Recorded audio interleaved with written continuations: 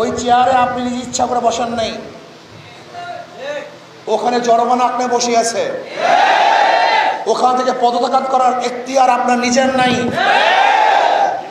ওখানে যারা বসে আছে তাদের অনুমতি ব্যতীত, তাদের আশা এবং আকাঙ্ক্ষার প্রতিফলন ঘটানো ব্যতীত আপনি ইচ্ছা করলে সেখান থেকে চলে যাবেন, এটা আপনার শান এবং মানের সাথে সামঞ্জস্য হয় না।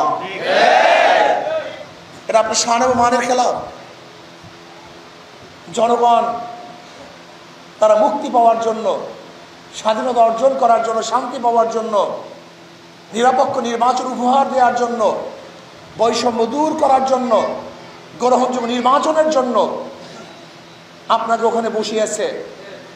মানুষ সংস্কার চায়, সংস্কার করাবার জন্য আপনাকে বসিয়েছে। আপনি ইচ্ছা করলে পদত্যাগ করবেন, ইচ্ছা করলে ছেড়ে যাবেন, ইচ্ছা করলে গদি ত্যাগ করবেন। আমরা জানি আপনি চান না, কিন্তু এখানে চাওয়া এবং না চাওয়ার আপনার ব্যক্তিগত বিষয় নয়। আপনার ওখানে থাকা এবং না থাকা করে বাংলাদেশের জনগণের বিষয়, দেশের বিষয়। কাজে ইউনূস সরকারকে বলবো, কোনো অবস্থাতেই আপনি এমন সিদ্ধান্ত নেবেন না যে সিদ্ধান্তের মাধ্যমে ভারত খুশি হবে, ভারতের প্রত্যেকটা জনগণ হাসবে, মোদী সরকার খিলখিল করে হাসতে থাকবে। এরকম সিদ্ধান্ত আপনি নেবেন না। বরং আপনি এরকম সিদ্ধান্ত নেন যার মাধ্যমে বাংলাদেশের মানুষ স্বাধীন হবে,